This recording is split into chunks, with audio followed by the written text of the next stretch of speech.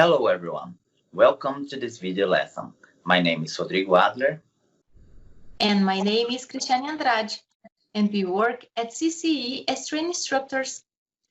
In this video, we are going to learn about Brazilian electricity market in CCEE. This is a video for all of you who live abroad or live in Brazil, however don't speak Portuguese, and want to know more about how the Brazilian electric energy sector works.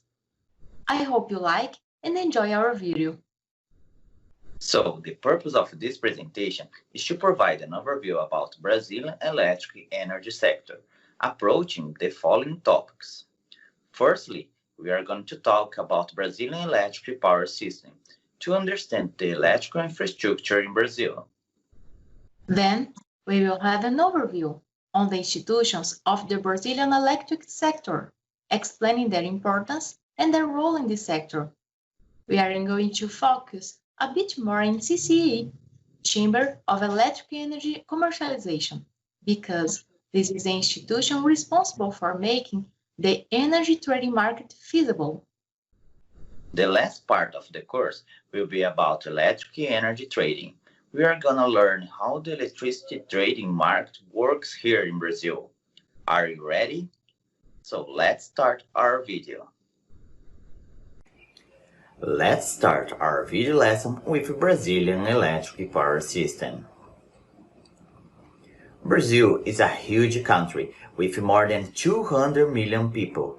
You can imagine that's a challenge to deliver energy to the whole Brazilian population. To make it happen, it's necessary a huge infrastructure, like many generators and many kilometers of transmission lines.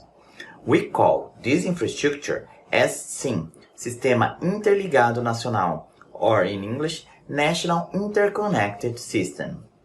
This system allows that all electric energy generated is consumed by the consumers. So, besides the generators, the system is composed also by the transmission lines.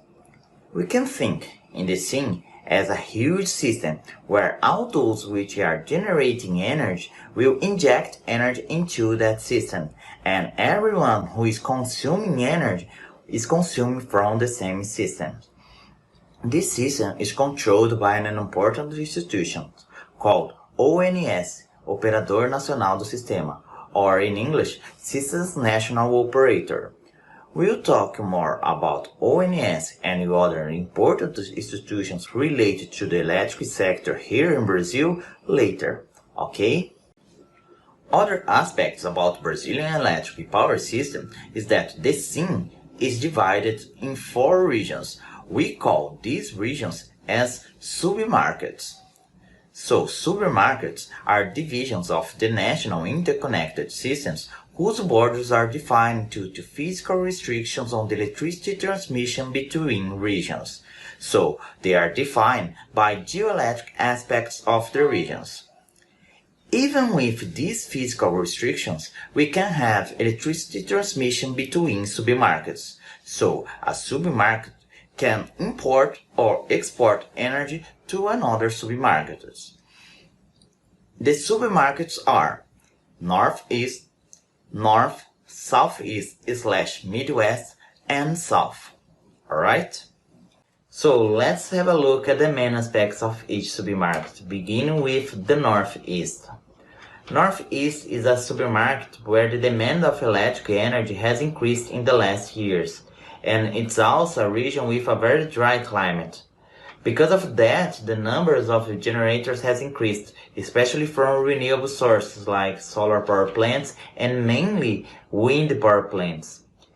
Even with these generators, at certain times during the year, this submarket might have to import energy from other submarkets. Okay? The second submarket is the North, where there are some of the most important hydroelectric plants here in Brazil, such as Belo Monte, one of the biggest hydroelectric plants in the world. Due to the low demographic density in this region, electricity consumption is normally low, making this submarket able to attend its energy demand for most part of the year. Our next submarket is the Southeast / Midwest. In this supermarket, we have some of the biggest cities here in Brazil, such as São Paulo, Rio de Janeiro, and Belo Horizonte. So it's the region with the highest number of residents, and this is the biggest electricity demand of the country. Because of that, usually this supermarket has to import energy from other supermarkets. The electricity generation is usually carried out by thermal and hydroelectric power plants. One of the most important hydroelectric plants in the world is Itaipu. A curiosity about this power plant is that it is located geographically in the south of Brazil, on the border of Brazil and Paraguay. However, it is connected to the southeast/midwest supermarket. Okay?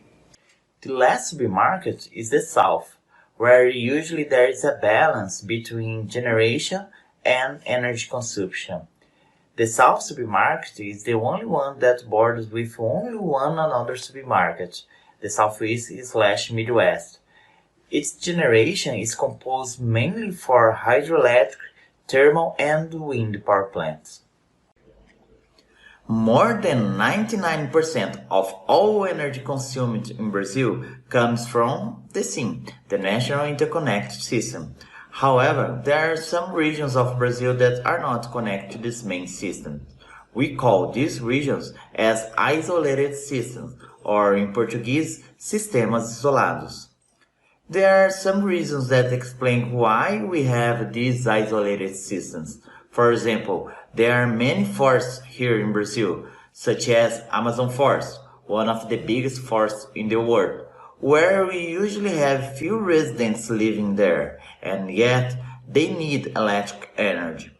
Because of environmental, economic, or technical factors, sometimes it's not possible to connect these regions to the scene, so they have their own isolated system with electric generators and transmission lines to the final consumers.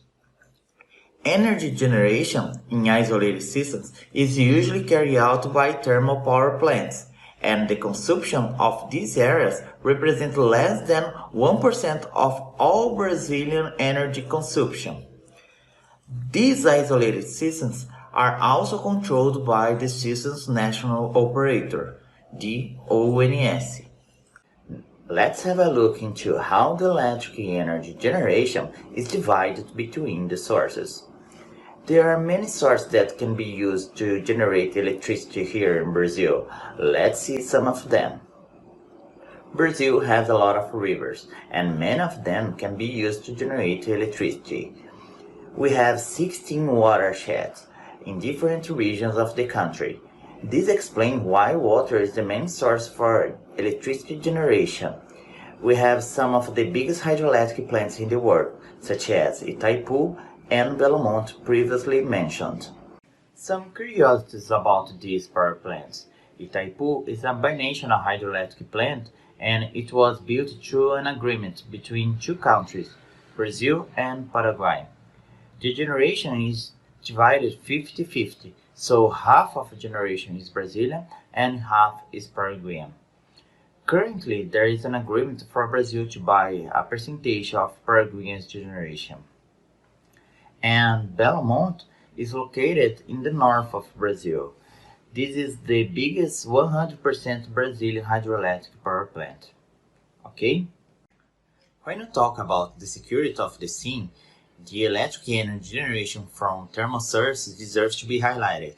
That is because usually these thermal power plants can be installed close to the regions with a high demand of electricity, for example, big cities. There are many of these power plants here in Brazil, and some of them use sources from fossil fuels, and some use renewable fuels, like sugarcane, for example. Brazil is a tropical country with a great potential for renewable sources. In the last years, the number of renewable power plants have been increasing, especially from wind and solar sources. That's very important because these power plants have been helping to diversify the electricity generation of the scene. Alright? Okay? Our last source presented is the nuclear. Brazil has two nuclear power plants located in Rio de Janeiro state. in the Southeast/Midwest supermarket. So guys, this part of the video was about the Brazilian electric power system. Now, let's see how the governance of Brazilian electricity sector is divided, alright? As we saw earlier, Brazil is a continental country, so it's possible to imagine that it's very hard to keep and control the electrical sector working every single day.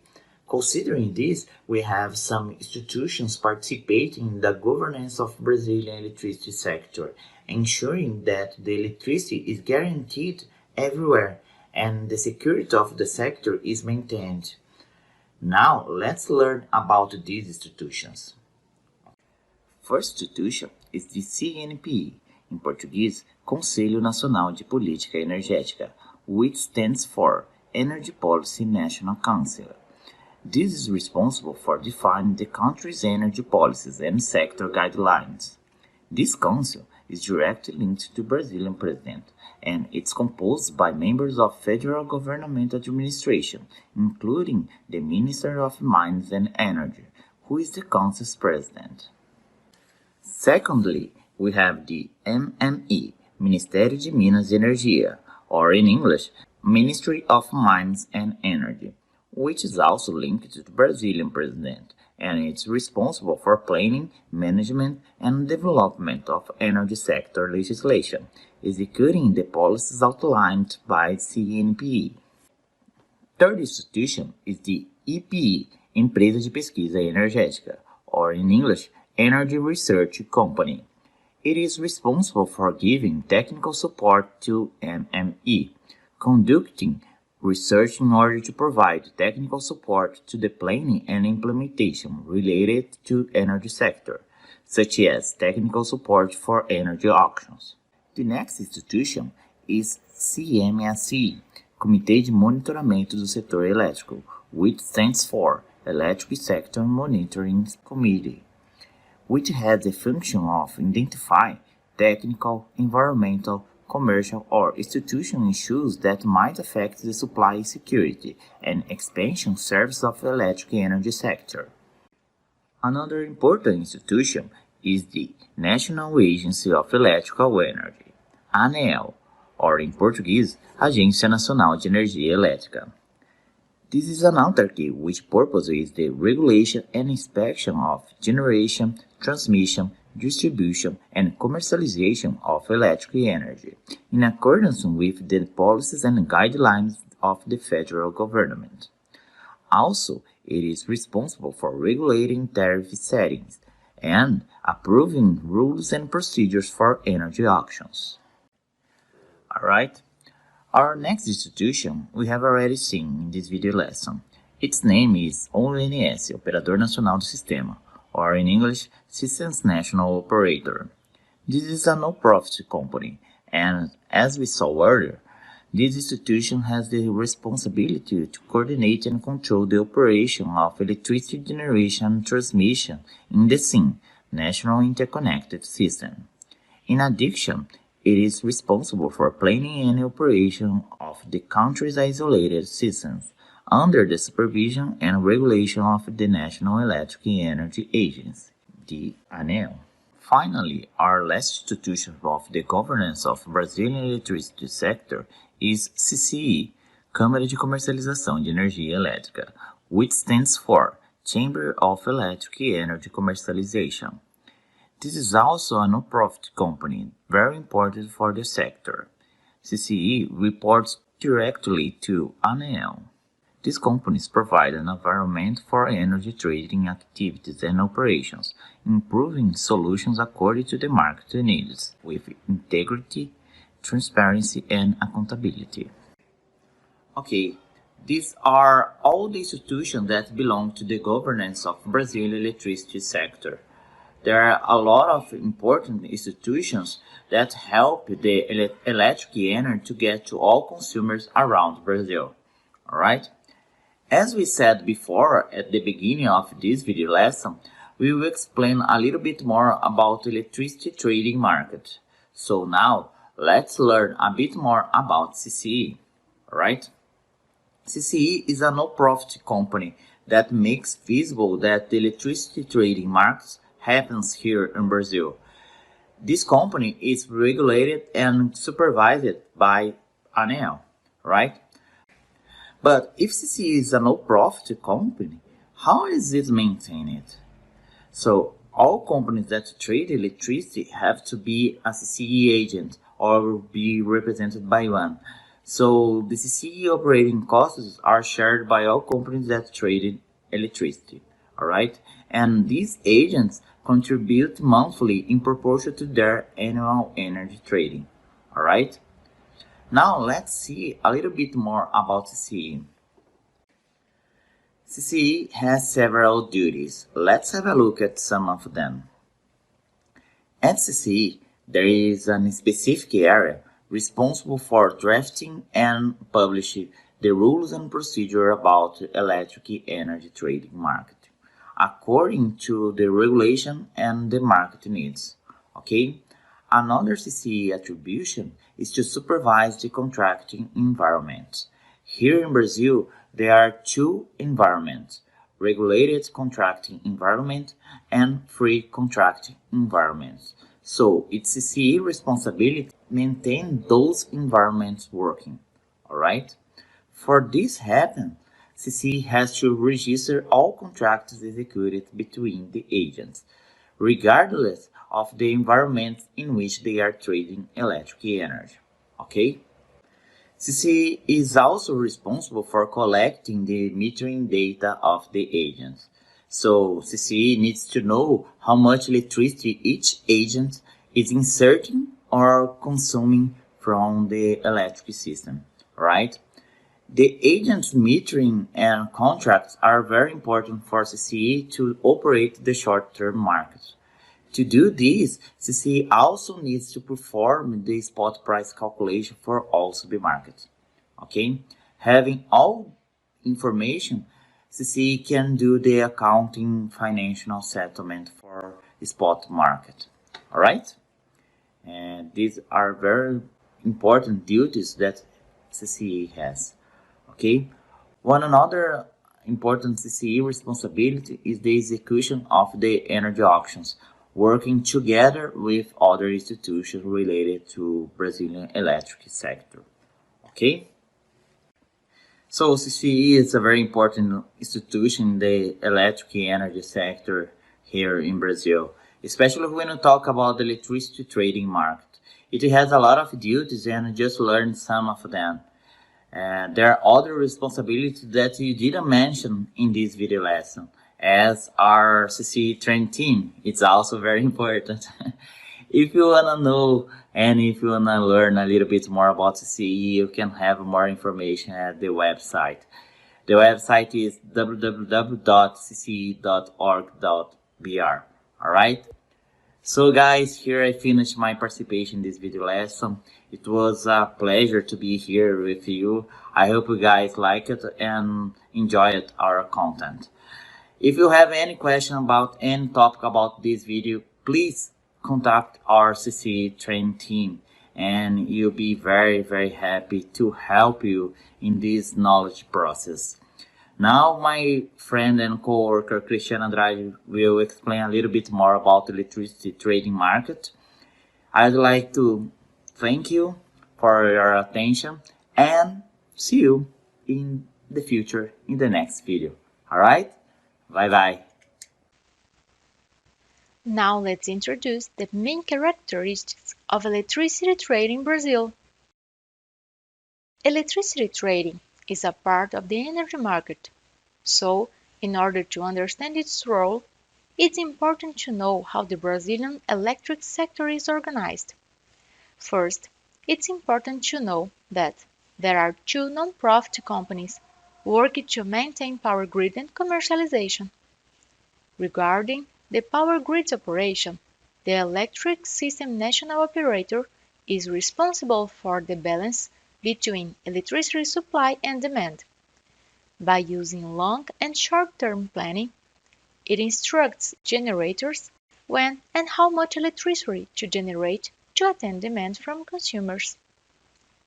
Its main roles in electricity market is manage physical system of transmission lines, substations, and transformers, generally from 230 kV.